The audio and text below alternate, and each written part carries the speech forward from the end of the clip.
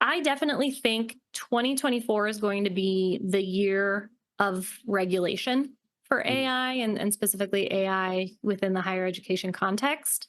I think a lot of the hesitations and the concerns that we see in the academic world are really tied to data privacy and copyright infringement and some of those ethical considerations of AI. And I think that is an area, my prediction anyway, is that we will see the government taking more of a hard line on regulation. We'll see companies taking more vocal approaches to governance of how they're using AI. We'll see content creators being able to take better ownership of their creative works versus having everything kind of automatically included in these learning models for AI. And I think that will change the game a little bit. I'm hopeful that that's going to open up um, more openness with maybe some of the holdouts or people who are skeptical about AI. Welcome to the AI Equation Podcast, where we explore the dynamic interplay between artificial intelligence and business success. I'm your host, Alex, and today we're diving into the world of AI in education with our special guest, Sarah Russell. She's the Vice President of Marketing at Education Dynamics. Sarah is a passionate advocate for integrating AI in education and shaping how institutions communicate and engage with students. Welcome to the podcast, Sarah. Hi, Alex, and hello, everyone. Thanks for having me on. I'm excited to be here. Absolutely. So tell me, when did you start to play with AI? Was this did it take place at Education Dynamics, or did you start to play with it when, maybe before? As a marketer, I know you probably were using it with what used to be Jarvis, then or was Jasper, then became Jarvis. There were, for most marketers, AI has been, we've been using it for so long. So tell us about your journey. Yes, absolutely. And you are right. We have been using it for a long time at Education Dynamics and with my marketing career. We didn't really think about it as AI at the time. But my team and I have been experimenting with AI and its intersection with marketing within the ad platforms for several years. So Google and Facebook have been utilizing some form of performance optimization for their ad products really for several years now. And I've had this insight into seeing the performance impact that AI powered marketing can really have when you're utilizing the correct data inputs and parameters and guardrails. And so this move into generative AI really in the last year or so has felt very natural and has kind of felt like an extension of what we in the marketing world have been doing for a long time. I'm so excited for, the role of AI, in education because we've been using it with our kids too, with platforms like Khan Academy, with Conmigo. And so I think it, whether it's K through 12 or higher learning, there are so many opportunities to improve everyone's experience. So talk to us about that role and share some insights on how AI is currently transforming the education industry. Yes, absolutely. So I feel like I'm in a pretty unique spot because I am a marketer. I work at an advertising agency, but we work exclusively with colleges and universities. So I kind of straddle this line between the marketing world and the higher education world. And I have to be honest, there's some pretty stark differences in what I would consider the adoption and the excitement level around AI in those two different worlds. So as I kind of mentioned, marketers, I think in general are more savvy and more comfortable with AI, not as afraid of it. They see it as a tool to be able to help them do things better or faster or more effectively. But on the higher education side of things, I definitely see more resistance and uncertainty and maybe a lack of that same excitement level for the ways in which AI is transforming the space. I think marketers in general are very excited about those changes, whereas educators see disruption to how they evaluate students' understanding of the topics. If ChatGPT can write an essay that's better than something that a student would write, how do you really flip that education model? And evaluate the ways in which students are retaining this information. But I have heard some voices in higher education that are AI proponents, and those are the ones that are really exciting to me, because I am very much a believer that students are going to need these skills. They're going to Mhm. need to know how to use these tools. They're going to need to know how to use AI ethically, and well, to get good outcomes. And so being able to integrate that into coursework is, in my view, very much the way of the future. Well, I'm glad you mentioned the resistance. I agree with you. I've been to so many AI conferences in the past year, and you get that hesitation. Different industries that are, late to the game, so to speak, or they're thinking, as you said, the regulation, the ethical side of things. But what are some common hesitations and obstacles that you've encountered in advocating for AI in education? And and if you have an example, how have you addressed it with some of those institutions? Yeah, absolutely. I definitely think that there is this pervasive idea of using AI is cheating for Mm, students, and that's where I really, as much as I can, try to plug in with our partners and help them understand that it shouldn't be viewed as a cheat, but we should be setting up the framework of how we are educating students that AI is additive and that you can.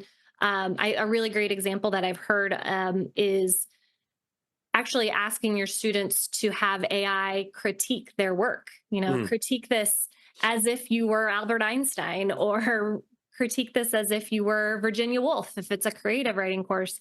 And that can be really valuable and a way of actually supplementing the professors and the teachers in a way that I think they don't always consider when they're just viewing it as a hard line of any use of AI is cheating. I will Mm. also say, even though generally speaking, on the marketing side, there's been a higher adoption and excitement about AI and less resistance, I don't think that that's necessarily universally true, because there are certainly within the creative field probably more skeptics than there are in the technology part of marketing or in the media part of marketing, because I think that does come from a fear of, well, if AI can write this content, if AI can design this landing page, where does that leave me? But in those cases, and even on my own team, when those fears have come up, I've really tried to counsel everyone that you're not competing with AI for your job, but there will be a point in time when you're competing with someone who knows how to use AI for your job or for your next step or whatever that is. And I want to make sure that I'm building the skill sets in my team and I'm empowering the schools that we work with, that whether you're a marketer who needs to be prepared to compete with somebody who knows how to use these tools, or whether you're a school who needs to be prepared to compete with schools who are using these tools, this is really the way that the industry is moving. And to be reluctant, to be hesitant, is really just putting yourself kind of a few feet behind everybody else. I agree. In terms of you talked about humanizing, and some of the work that I've seen you cover talk about humanizing communication, and in thinking about marketing and that student journey, as we would call a customer journey. Um, when you're doing the marketing, advertising, doing the outreach there, how do you humanize that experience, that communication from the student wherever they're finding the program they're looking for, and then making that connection to that college, university, or institution, and the admissions person and all the different people? I mean, there's a lot of different stakeholders, and you're sort of orchestrating that entire experience. We know from obviously in marketing, it's been years since automation has been around, so how do you humanize that communication, enhance it so that it doesn't feel like it's just an AI chatbot doing the whole thing? Yes, that's a really great question. And I think there's two different ways that I think about it. I think, first of all, there are points in time for every customer journey, and the student journey is really no different, where someone is more comfortable actually talking to a chatbot and knowing that it's a chatbot, not trying to disguise it as giving your chatbot a name like, hey, it's me, Linda, but we all know it's a chatbot.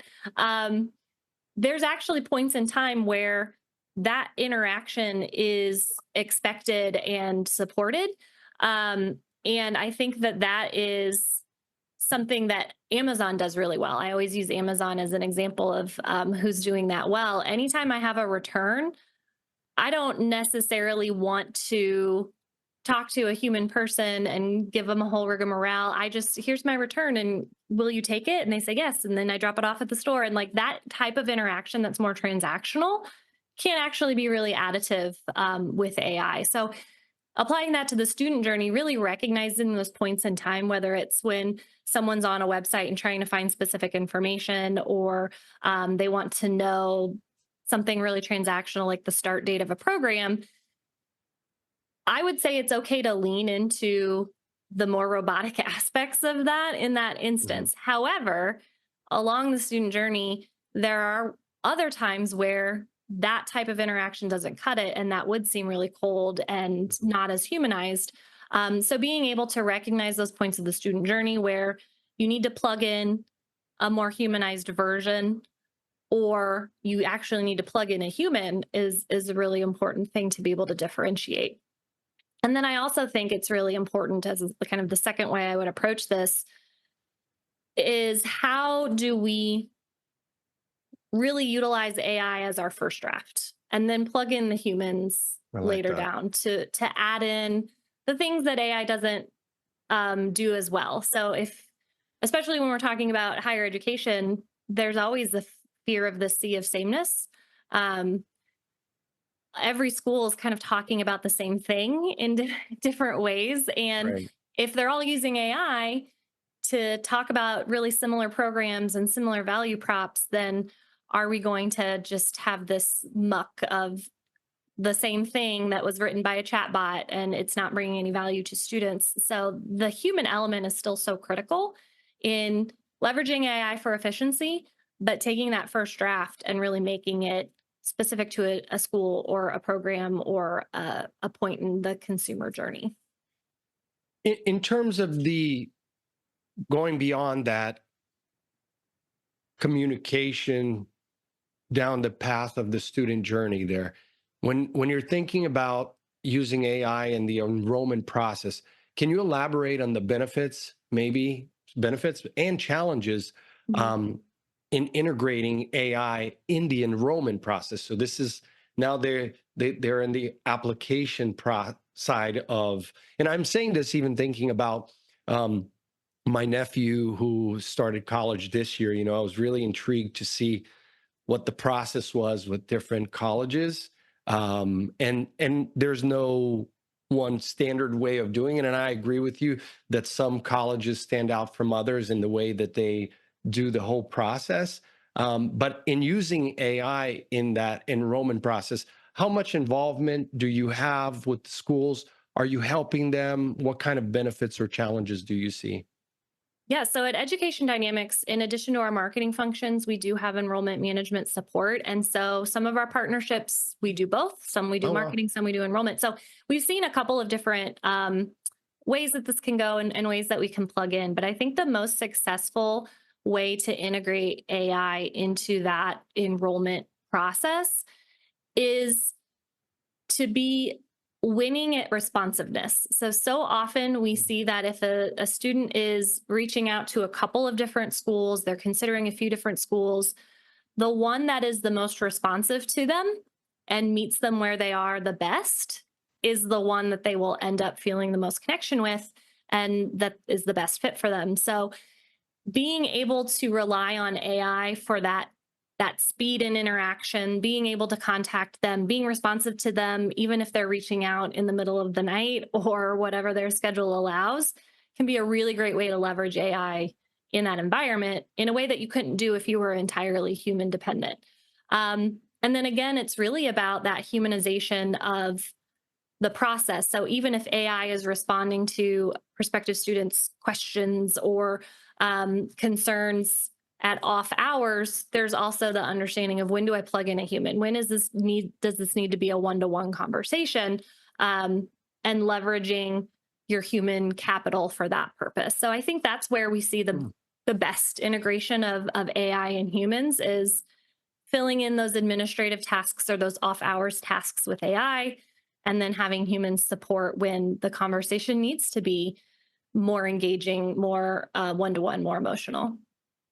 And that makes total sense. In that personal touch once they're in there, and whether it's the admissions person or a career counselor, whoever it is at the college, that personal touch makes a big difference. Whether it's virtual or a tour at the school, and I again have seen those differences between one school and the other in that whole process. And you're thinking, wow, someone really thought it out, just not beyond just giving them a kit or a package with a shirt or some Right. school, tchotchkes and things like that. But it's just the way that they go about it. Whereas I saw other situations where it was just a numbers game, right? And you're going, wow, that's even in some instances, I could have imagined, having watched my nephew go through that process, I could have seen where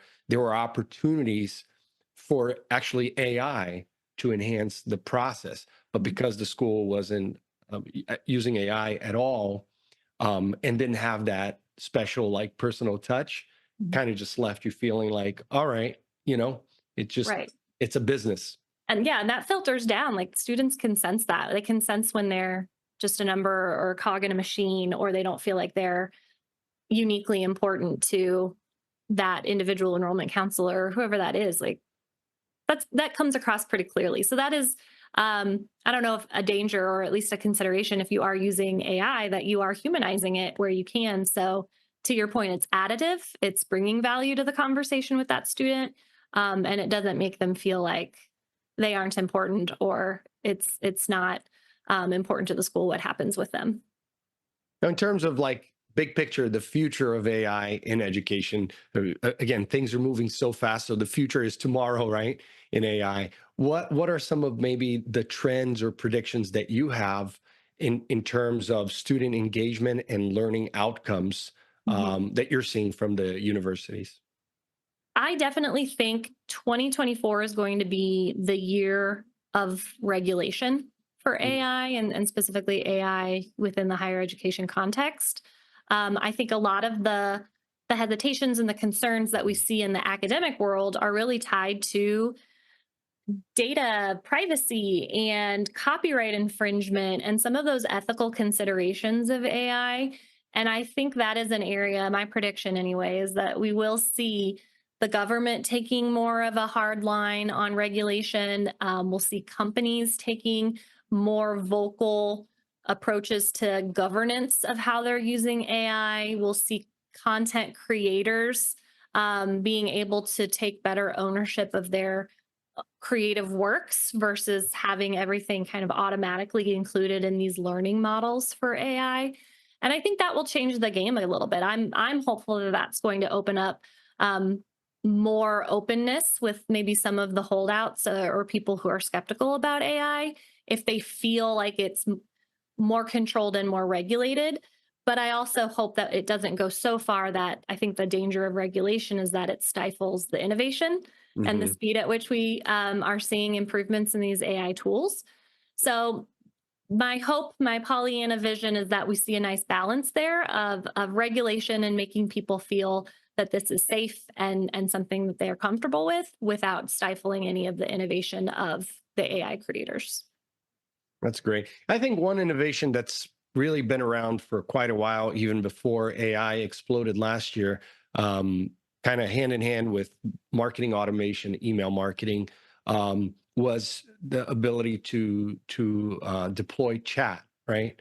I remember, I think it was 2018. I was at an IBM show, and they were talking about their integration and their chatbots, was called Einstein, Salesforce's Einstein, and working with IBM. I mean, they had the ability to have a call center rep take in calls, and the chatbot be able to, one person could control three, four conversations simultaneously. and just kind of jump in there when you needed that human touch, you know? So in terms of chat and what you're seeing with the different schools you guys are working with and what education dynamics uses, what what kind of use cases are there in that specific function of AI, which is a chat feature, maybe not just on the website, but maybe even on social media? Absolutely. I think that there is a lot of use case for that and a growing use case for that because maybe several years ago, you didn't have as much resistance with prospective students to talk on the phone. Mhm. A lot of these enrollment conversations could happen 100% on the phone with an enrollment counselor, and that was absolutely okay and maybe even Mhm. expected. But as students have gotten more comfortable with chatbots in various places in their lives, it's definitely natural that they see that as part of their enrollment and education journey as well. So we see a lot more diversification of these contact methods whenever we are working with our partners to help with their enrollment coaching, where instead of just being phone calls now, it's a mixture of phone calls and SMS and chat bots or live chat, and even things like ringless voicemail and all these different ways to get in touch with students that are maybe lower barrier than a phone call. I'm a millennial. I don't answer my phone if it's not a number I recognize. And I think that that's pretty common. So being able to give students options for how they interact with a school, whether that is a live chat or a chat bot on the website, whether it's messaging through social media, or even if it's requesting communication via SMS or email for their enrollment conversations and being able to leverage that across the entire student journey is absolutely important and being able to do it effectively. Because I think we've all been in a chatbot environment where it's very circular. Like there's this very limited conversation tree that you can have. And once you exhaust that, it feels very frustrating. So being able to use it in a way that's very intuitive for how students want to get in touch, I think is important. Absolutely. Well, before we close out today's episode, I'd love to hear about your own personal use of AI, whether it be ChatGPT or some other AI app. What's a cool use case that you've adopted maybe or tried out in everyday life? Yeah, I actually will start by saying, even though I am very much an AI evangelist today, it hasn't always been that way. And one of my earliest, I think, introductions or press coverage of AI that I paid attention to was back in the summer of 2022. John Oliver did a segment on Midjourney and Mm. AI generated images. And I thought it was such a joke. And it was, I mean, it was set up to be humorous. And they had all of these images of John Oliver and these AI generated images of like him marrying a head of cabbage. It's a pretty good segment. You guys should look it up if you haven't seen it. But it had this overall vibe of just being almost ridiculous and silly and unserious. And at that point in time, I thought to myself, like, there's no way I'm ever going to use Midjourney or any of these image generators. This is a joke. It's not real. Um, and then just a couple months later, OpenAI releases ChatGPT, and it was just this huge shift for me, and this huge worldview change. So since that time, I've been a ChatGPT proponent. I love ChatGPT, and I'm especially so excited that they recently released this custom GPT functionality. If you're a pro Yes. user, you can create these very targeted, very specific environments. And that's been huge for us as a marketing agency that supports many different clients in many different ways.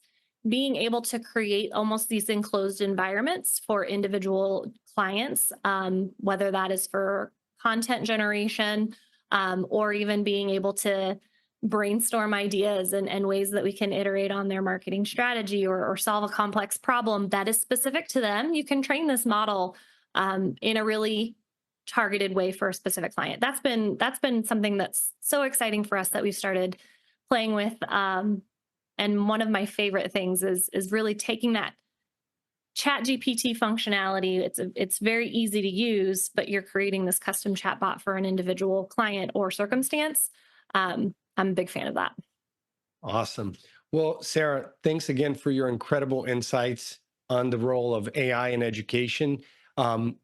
Clearly, what you guys are doing at Education Dynamics is innovative, and I love to have these conversations across different industries, and really so that our listeners can understand that it is, yes, in your case, a marketing agency specifically in the education industry, but week in, week out, we cover different industries and different use cases. And I just love it that so many companies have adopted this new AI strategy, because ultimately, if you set aside the ethical and all the other stuff that we're going to worry about anyways, at the end of the day, it's going to make our lives hopefully easier and give people more opportunity, and especially in education, which is why I was excited to have you here. Is I think the democratization of education for really anyone. So thanks again for being on the podcast. Thank you, Alex. It was really great to be here. All right, everybody. Thanks for listening to the AI podcast. Make sure you subscribe. Check out Sarah and her company, Education Dynamics. You can check them out on LinkedIn or on the web. And until next time, keep exploring the AI equation.